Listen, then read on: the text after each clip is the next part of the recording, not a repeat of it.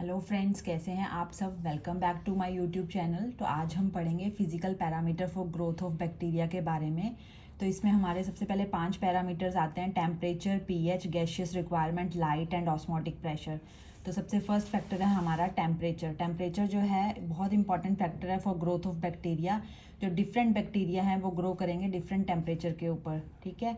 तो optimum growth temperature, सबसे पहले इसमें एक टर्म आती है ऑप्टिमम ग्रोथ टेम्परेचर। वो क्या होती है? जिस टेम्परेचर के ऊपर बैक्टीरिया जो है हमारे रैपिडली और मैक्सिमम ग्रो करें उसको बोलते हैं हम optimum growth temperature. Now the highest temperature at which microbe show growth, उसको बोलेंगे हम maximum growth temperature. And the lowest temperature at which microbe show growth is called minimum growth temperature. ये दो टर्म्स हैं इसमें, एक ऑप्टिमम ग्रोथ टेम्परेचर के अलावा highest temperature at which microbe show growth उसको बोलेंगे मैक्सिमम ग्रोथ टेम्परेचर, और lowest temperature at which microbe show growth is called minimum growth temperature. So on basis of temperature इनको अलग अलग पार्ट्स में divide किया गया है। अब साइक्रोफाइल्स वो होंगे जिनके लिए टेम्परेचर जो है 0 to 15 डिग्री सेल्सियस चाहिए होगा हमें। मीजोफाइल्स वो होंगे जो 20 to 40 डिग्री सेल्सियस में अच्छे ग्रो करेंगे। एंड थर्मोफाइल्स वो होंगे जो 45 to 70 डिग्री सेल्सियस में ग्रो करेंगे, या इससे ज़्यादा टेम्परेचर उनको रिक्वायर होगा ग्रोथ के लिए। नेक्स्ट फैक्टर आता है हमारा पीएच। अब जो बैक्टीरिया हैं, एक ऑल बैक्टीरिया जो हैं वो एक सर्टेन पीएच रेंज चाहिए उनको ग्रो करने के लिए। जैसे एसिडोफाइल्स जो हैं वो उनके लिए जो पीएच रेंज रहेगी 1 to 6.5 मीन्स एसिडिक पीएच ही रहेगी। न्यूट्रोफाइल्स के लिए जो पीएच रहेगी वो 6.5 to 7.5 मीन्स न्यूट्रल पीएच रहेगी। एंड एल्केलोफाइल्स के लिए जो पीएच रहेगी वो हमारी बेसिक पीएच रहेगी 7.5 to 14।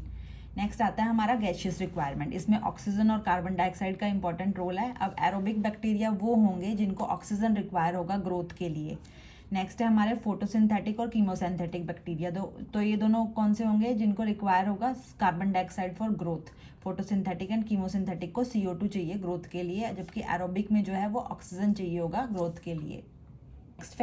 नेक्स्ट फैक्टर आता है हमारा ऑस्मोटिक प्रेशर। ऑस्मोटिक प्रेशर का इतना ज़्यादा इफेक्ट होता नहीं है, क्योंकि जो बैक्टीरिया की जो सेल वॉल होती है वो बहुत स्ट्रॉन्ग होती है, जिसके कारण जो है मतलब ऑस्मोटिक प्रेशर का इतना इफेक्ट नहीं पड़ पाता, ठीक है।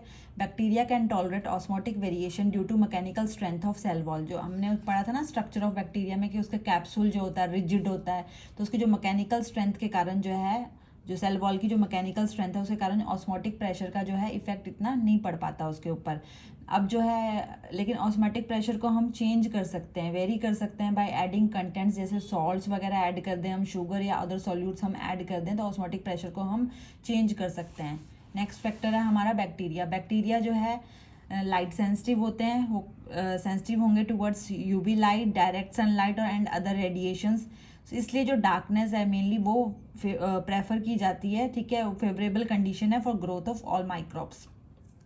वीडियो पसंद आए तो लाइक करें, शेयर करें, सब्सक्राइब करें। मिलते हैं नेक्स्ट वीडियो में। Thank you.